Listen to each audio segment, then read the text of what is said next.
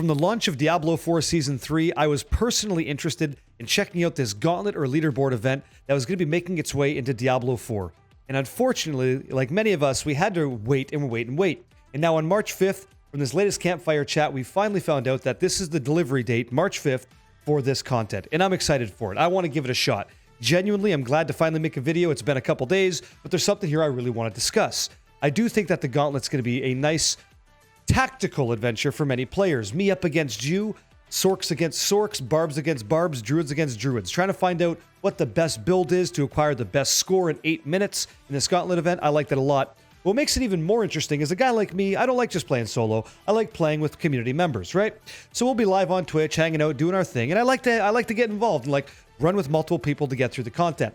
The nice part about the Gauntlet, which is why we're speaking to this, is there is going to be leaderboards for hardcore players, softcore players in both solo format, duo, trios, and quads. I think that's kind of awesome. You can full send with the boys on a Friday or Saturday night, and that's not necessarily a bad thing. We did get an opportunity to see 3 different classes kind of navigate through the new Gauntlet event. And after watching 3 classes play it, I got to tell you, I think I get the gist. Like, I pretty much understand what's going on. I don't personally see myself sitting here for 8 hours a day, just grinding through this, trying to get 1 second shaved off my time.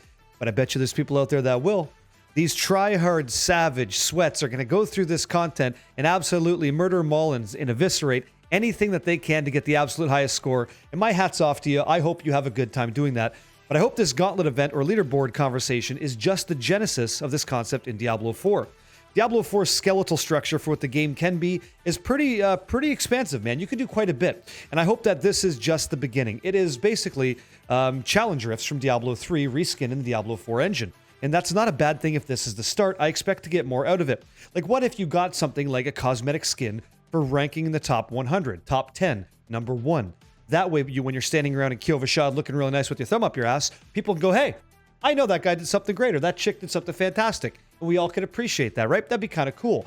I think using these as like a starting platform to encourage players to get involved in their games, that'd be even great. Now, ultimately, that's where I think it goes. Cosmetic just to start, and maybe let's get a little bit more elusive with it, or maybe even a little bit more attractive on this side. What if you started to get cosmetic benefits that affected maybe your skills and your spells and things like that? I think that'd be awesome. Just imagine for a second that you're a rogue and you could change, I don't know, whenever you have your shadow explosion, that turns into a different spell effect.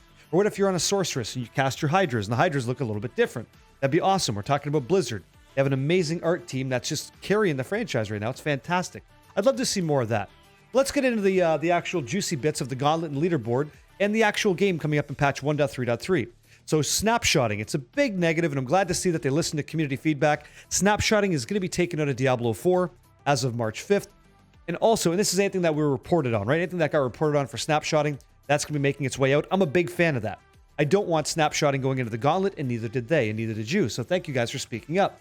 When you go into the Gauntlet, the skills you have, the Paragon you got, the items, all that jazz, it doesn't change. Your character's locked. I love that choice. That's a big W for me. Happy to hear that. In addition, we're going to be getting a couple upgrades to a unique item for the Barb called Gores, Devastating Grips. These things used to be insane, but now in the game, they still don't really carry the torch for the Whirlwind build. And I think those gloves could be doing a lot better than they are. I'll give you a brief example. And I said this live while we were on stream. I think that Gores as an upgrade would be awesome if you gave it plus to Whirlwind ranks, which you're doing, but then give it like this Rampage property. As you're killing things with Whirlwind, your character moves faster. You maybe suck content in, like bring demons into you to kill them so you can navigate even quicker. Brings that Barb more in line with what Hoda and Charge is doing. Considering we just buffed Charge by 900%, it's not there yet with Whirlwind, and I think that we could do a lot better with Gores. Just my opinion. Furthermore, we got to see some class balancing coming in for the Druid in the form of getting potentially more multiplicative damage buckets with a new update to Druid items. We're getting additional companion powers, but I don't think that's going to even compete with things like Shred Boulder. I don't think it's going to compete with Lightning Storm with respect to the viewpoint of what we're doing in the Gauntlet. It will be nice to have some player agency to do some build diversity, but I don't think it's going to be really carrying a candle compared to what everything else is doing. There's a roaring fire with other Druid builds, and I just spoke on what they are. Furthermore, the sorceress, they're very vague. We gotta wait for patch notes, guys. Gotta wait for those patch notes. Conjuration's getting a buff, but I don't know what it is, so I'm waiting to see. I think that the best Sorc build for me going into this Gauntlet stuff is going to be Ball Lightning Sorceress. I think it's just the best. You have Arc Lightning Sorc just behind that, and this Fireball build is also kind of coming up, looking kind of interesting. I did try Conjuration, so I'm personally interested in Diablo 4 Season 3 to see like what can Conjuration do. It's this sizzling lightning ice casting build that's pretty interesting, but it's not moving nearly as fast as these other Ball Lightning Arc builds are doing with this basically indefinite teleport, which is hard to compete with. That mobility and damage that those builds can do, I think they're going to be S tier for the Gauntlet, considering that it's Nightmare 70 content. I did wish it was higher. That would make for a very interesting run, but unfortunately it is not. Furthermore, the PTR, Blizzard finally humbling themselves, saying, hey, you know what? We can't do it alone, and we want your help. The PTR, the Public Test Realm, becoming available, I think is a huge deal, and I think that's fantastic. Anybody who's got the game purchased, Diablo 4 purchased on PC, will have the opportunity to participate. So if you want to help them refine their game before it hits the mass market, awesome. We now have the opportunity to do that because we're tired of getting bug-ridden content and things that just aren't exciting. Now we can get some feedback in there that maybe is a little bit more interesting. One thing that's a bit of a Debbie Downer here, I'll tell you my honest-to-goodness opinion on this. The vampiric powers coming back to Diablo 4. I'm happy that they're there. They're pretty cool. And I think Metamorphosis is one of the ones that stands out, as is Moonrise. I like those quite a bit. But I didn't like the take of making them legendary aspects. What are your thoughts on that? Feel free to share it with me. I felt like it would have been cooler to have access to Lord Zir, to go fight Lord Zir. He has a chance to drop potentially maybe a vampiric power that you slot into a jewelry slot or something. Maybe something like that. This way you get to choose the player legendary aspects that you want. You get to choose the player uniques on their gear, but then you could augment or magnify it with this vampiric, I guess, touch, you know? So here's an example. Imagine this is what they delivered for this upcoming version, instead of this legendary aspect just kind of being slapped on. What if you had to go fight Lord Zir to get these vampiric powers to drop, and then once you kill him, you kind of get like this blood pool that opens up, and you can click on that to upgrade the vampiric power that you want. This way, you'd be more enticed to like do more Zir runs, get together with your clan mates and your friends to like fight the boss, do the content, help other people in the world participate. All the while, everybody's getting new vampiric powers to sort of enjoy Diablo 4 Season 3 a little bit more. Instead of just sometimes you'll maybe find this legendary aspect. It just seems like if they took the easy way out there to hit a deadline, instead of completing the creative execution on rolling out new vampiric powers. I like the idea of enjoying that content. I want my character to feel like he's going on an adventure to become stronger too.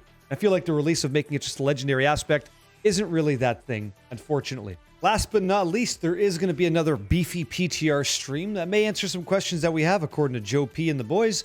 Is AOZ coming back to Diablo 4 as another endgame adventure we could all participate in? I guess we're going to have to wait and see. I don't know. They didn't really speak to that, but they sort of alluded to it. So, you know, who knows? We'll wait and see.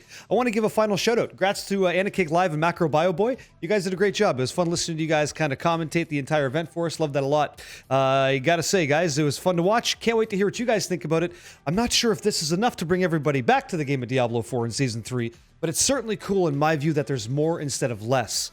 I just want more uniques, more itemization, more legendary powers. I want sets in there. I want to see how you guys deal with that. I want new Paragon glyphs that are interesting to use. There's so many creative outlets, and I could go off on a whole nother YouTube video about what I think sets could be in Diablo 4 to give you just a little bit more. Imagine sets being applied as like Paragon glyphs, right? You put two Paragon glyphs on your board, they feed off each other. This way you get to appreciate the itemization you want while also getting the benefits of a set on your character that could also have a visual effect depending on if you line them up on certain boards. There's so many ways to go. Like I mentioned earlier, the skeletal structure for Diablo 4 is definitely there. It's about how we build the vehicle up to make it more exciting for more players.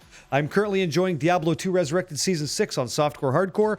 You guys can join in on that if you want. I didn't really enjoy Last Epoch personally, and Path of Exile is always a good time. So right now, March 5th, my eyes are in on Diablo 4. I will be competing on this gauntlet. See if I can't personally get my name up on that board, and maybe we get your name there too. If you're looking for people to game with, there's going to be a link in the description. You can find us in the Discord. It's a community Discord. Anybody's happy to get together with you, chit-chat, and maybe get a team for you to push if you're competitive looking for that thing. Again, I think more is better for a game like this. If we get AOZ, sweet. If we get more competitive leaderboard content, that's cool. Duriel farming, you know, had about enough of that. Would like another boss to farm. Malphus, he's kind of cool. It's a pain in the ass. It would have been nice to hear them say that Evernight and Genesis are going to go to alt characters, even though they didn't mention that. I think if you're supremely lucky and you hit those tuning stones in your character, they should go over to all your alts just because the drop rate's pretty ridiculous. But we didn't hear about that. So these two bosses, Duriel, Malphus, it's like the end game right now. And on March 5th, we get to enjoy this gauntlet. These are my thoughts. Tell me what you think about yours. I'd love to hear it. I want to say thank you to everybody for watching this video. It's been a bit, and I can't wait to make the next one with you guys. GG's, good luck out there. Ciao with you soon. Bye-bye.